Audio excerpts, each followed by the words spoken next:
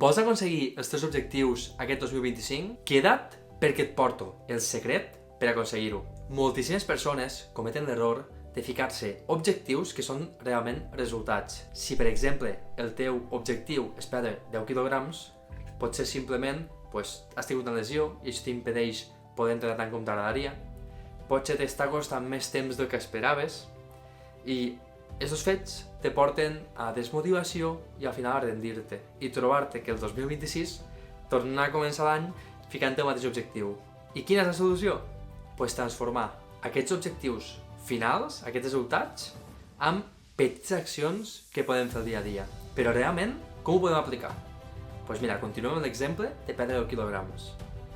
Accions que podríem fer per apropar-nos a aquest objectiu major, diguéssim, a aquest resultat, serien, per exemple, sortir a caminar tots els dies, és a dir, caminar, per exemple, 10.000 passes diàries. Menjar 2 àpats al dia, verdura. Fer entrenament de força 3 dies per setmana.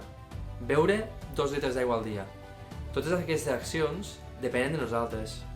I sé que algun dia pots dir, ostres, però no depèn de mi perquè jo potser vaig al gimnàs el dimecres i justament aquest dimecres no puc anar. Pot ser, però si no vas el dimecres pots anar el dijous, pots anar el dissabte, pots buscar un altre moment o inclús pots fer una petita rutina a casa, la qual no serà tan efectiva com l'entrenament que anaves a fer, però ens sigui suficient. És a dir, sempre tindràs aquesta capacitat de modificar-ho per apropar-nos als nostres objectius. A diferència d'aquest objectiu de resultat del que parlàvem, que molts cops no depèn tant de nosaltres. Llavors la clau és justament això, elegir, triar accions que depenguen de nosaltres i que realment puguem nosaltres fer-les o no fer-les. De tal forma que ens puguem apropar de forma controlada i conscient cap a aquest objectiu. Per tant, al que em refereixo és que és molt important que siguin accions mesurables i sota el teu control. Però, i si el teu objectiu és diferent, què faríem? Primer, hauríem de definir quin és l'objectiu, què vols aconseguir.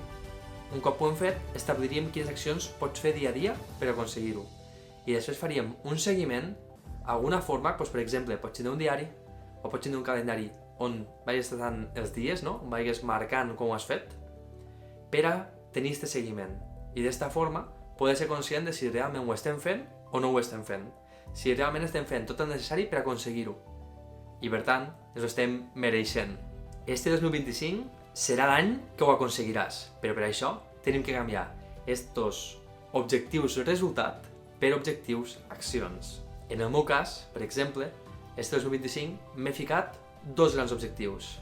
Número 1, tocar el piano, és a dir, tocar el piano tots els dies, ja que és una cosa que porto temps intentant aprendre i que sóc una miqueta irregular, inconsistent amb això.